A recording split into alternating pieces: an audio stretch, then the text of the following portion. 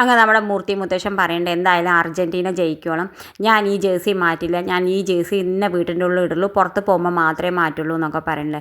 എന്തായാലും നമ്മുടെ ദേവയാണി പറയുന്നുണ്ട് അനിയാണെങ്കിൽ ബ്രസീൽ ടീം, അപ്പോൾ രണ്ട് ആളുടെയും കൂടി ഈ മത്സരം നമുക്ക് കാണേരുമല്ലോ ഈ വീട്ടിൽ എന്നൊക്കെ പറയണ്ട. ആ സമയത്ത് നമ്മുടെ മൂർത്തി മുത്തശ്ശൻ പറയണ്ട ആര് ജയിച്ചാലും വേണ്ടില്ല, മൂർത്തീസ് ജ്വല്ലറിയുടെ വക ഒരു സമ്മാനം ഉണ്ട് ആ ടീമിന് എന്നൊക്കെ പറഞ്ഞിട്ട് ഉള്ളിൽ പോകുന്നുണ്ട്. എന്തായാലും നമ്മൾ ദേവയാനിയും നയനിയും ചിരിക്കുന്നുണ്ട്. പിന്നെ കാണിക്കേണ്ടത് എന്തായാലും നമ്മുടെ അനിയുടെയും ആ വന്തികയുടെയും കല്യാണ നിശ്ചയമാണ്. അവർ രണ്ടാളും ഇറങ്ങി വരുന്നുണ്ട് സ്റ്റെപ്പ് നിന്നിട്ട് നമ്മുടെ മൂർത്തി മുത്തശ്ശൻ മോതിരമൊക്കെ എടുത്ത് കൊടുക്കുന്നുണ്ട്. നമ്മുടെ അനി കൈയൊക്കെ വിരലൊക്കെ നീട്ടി കൊടുക്കുന്നുണ്ട് നമ്മുടെ ആവന്തികയ്ക്ക് മോതിരം ഇടാൻ വേണ്ടിയിട്ട്.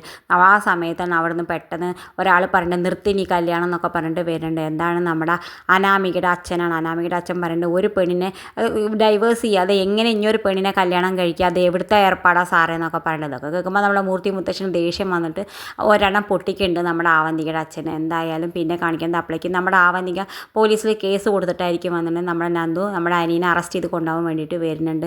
എല്ലാവരും ഞെട്ടലോട് കൂടി നിൽക്കുന്നുണ്ട്. പക്ഷേ എനിക്ക് മാത്രം ഒരു ഞെട്ടലും ഇല്ല. കാരണം അവനറിയാം ഈ കല്യാണ നിശ്ചയം എങ്ങനെയെങ്കിലും അവനത് മുടക്കുന്നു. കാരണം അവൻ നന്ദുവിനല്ലാതെ ഒരു പെണ്ണിനും കല്യാണം കഴിക്കില്ല എന്ന് അവൻ നന്ദുവിന് വാക്ക് കൊടുത്തിട്ടുണ്ട്. ഇത് കാണിച്ചും കൊണ്ടാണ് ഇന്നത്തെ പ്രൊമോ അവസാനിക്കുന്നത്. ഇതുപോലെ പ്രൊമോ വിശേഷങ്ങൾ നിങ്ങളുടെ മുന്നിൽ എളുപ്പത്തിലെത്താൻ ഈ ചാനലൊന്ന് സബ്സ്ക്രൈബ് ചെയ്യാൻ മറക്കരുതേ.